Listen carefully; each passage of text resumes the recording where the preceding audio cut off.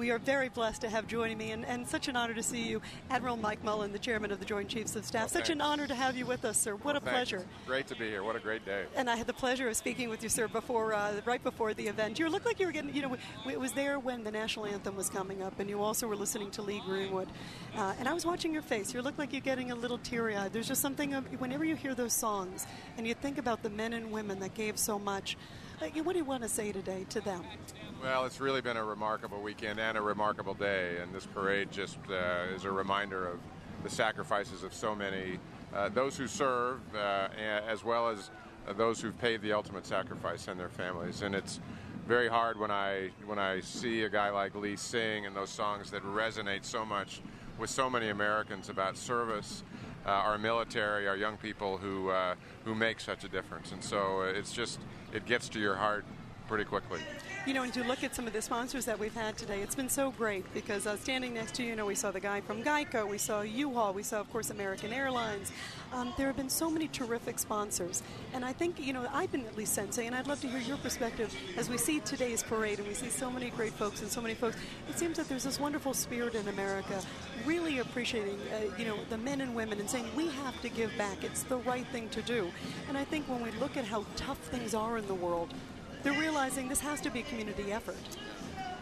In fact, one of the areas that my wife and I focus on the most are those who are wounded and those who've sacrificed so much, families of the fallen. And, I'm hopeful that communities throughout the country will reach to them in their communities when they come home.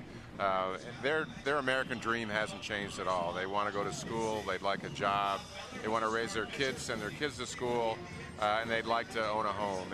And it's just the path that's been altered. And so to see so many sponsors, to see so many units from so many places in the country that are here today, it really warms my heart. And it's those communities that really, I think, can put their arms around these young people who've sacrificed so much and have many challenging years left and really make a difference for them. You think about also what's happening. Here I am, a newscaster, and we think about what's happening in the world. North Korea doing some tests. We're watching Iran. This is really a time where we really need a terrific military. And it really is important, don't you think, more than ever.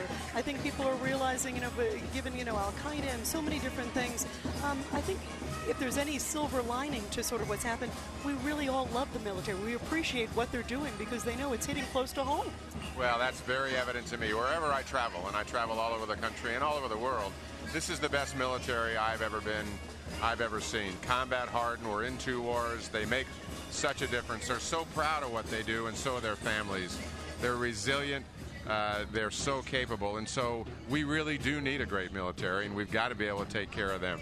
It's amazing, too, whenever I go and visit some of these young soldiers, they may be wounded, they may have lost a leg, they may have lost an arm, and the first thing they say to me is, I want to get back out there with my men. Isn't that incredible, the spirit of our men and women? Well, they care so much about the people they've been in the fight with.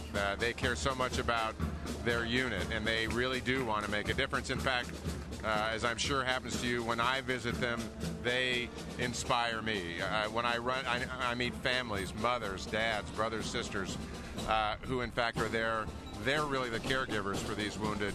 And in fact, the inspiration in any room when I walk into it with a wounded is just remarkable. And it says an awful lot about who we are as a country and that we're so blessed to have so many young people who serve so well. We sure are. We definitely are. And we're very blessed to have you, sir. Well, Admiral thanks. MIke Mullen, the Chairman of the Joint Chiefs of Staff. Thank you so much. What an honor. And I can tell you the troops and all the men and women here and just the regulars, they are so thrilled to see you here in the crowd. I'm thrilled to be with them. Thank you. It's really a blessing to have you with us, thanks. sir. Thank you so much.